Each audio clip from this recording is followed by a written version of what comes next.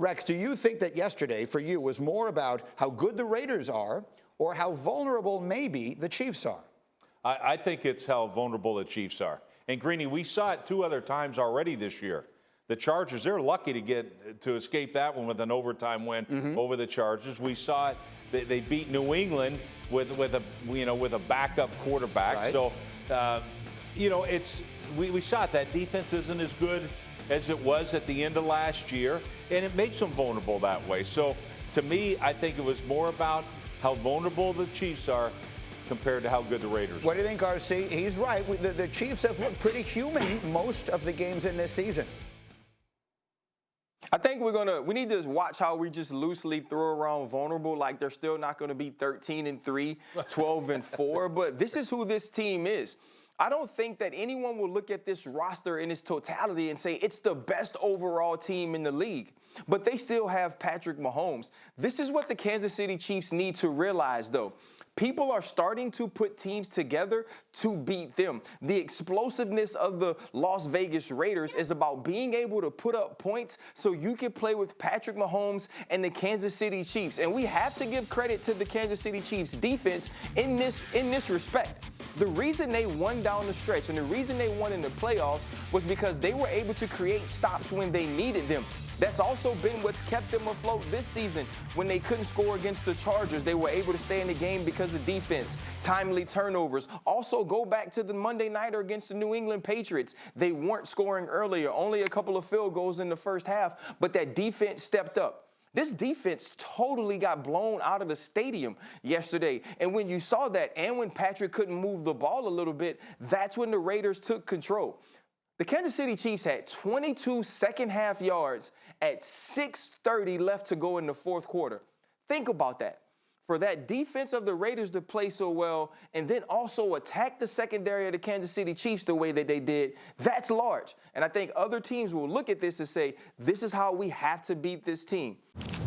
The AFC North, don't look now, that's probably the best division in football. They're the only division with 3 teams with 4 wins. They have one of the 5 remaining unbeatens in the Steelers. And Dan, as we look at the Browns, again, here's a team that was the disappointment of the sport a year ago. Now they're 4-1, and everyone will talk about the quarterback. What do you see? They're 4-1 because Myles Garrett's the best player on the team. You know, he should be in the MVP conversation. He's been trending towards becoming dominant for a couple years. This year he's been dominant, and he was dominant again yesterday. That's the big reason why this team has been so good to start this season. Now, the offense has been great. I've been saying for a couple weeks now, like, they're built like the Titans.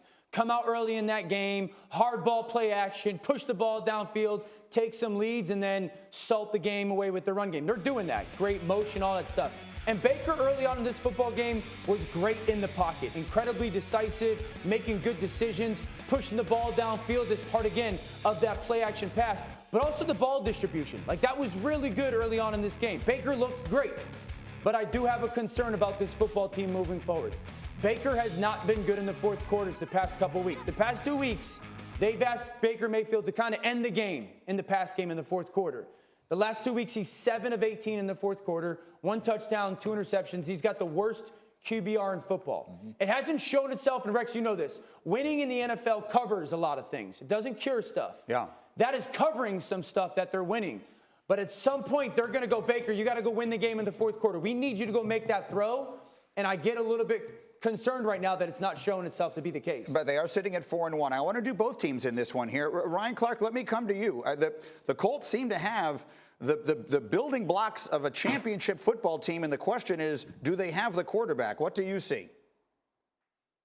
You know, I have some bad news for Colts fans. 2 years ago, this team thought they were a quarterback away from going to the Super Bowl. Well, that quarterback was Andrew Luck, and they don't have Andrew Luck anymore. What we've watched the Indianapolis Colts do is keep their quarterback from playing quarterback by running the football, playing great defense, but also realizing that every time this quarterback has to quarterback for real, he doesn't quarterback well enough to quarterback this team to wins. And that's your largest problem if you're the Indianapolis Indianapolis Colts. When Phillip Rivers starts to play, when Phillip Rivers gets kind of into his mode where he's talking a little crap and he's throwing the ball all around the field, he throws the football to the other team. There were some balls that should have been picked off in the first half of this game by the Cleveland Browns. And then you see the Ronnie Harrison pick 6, and there's also the Sheldrick Redwine pick later on in that game that really allowed the Cleveland Browns to pull away and keep this lead.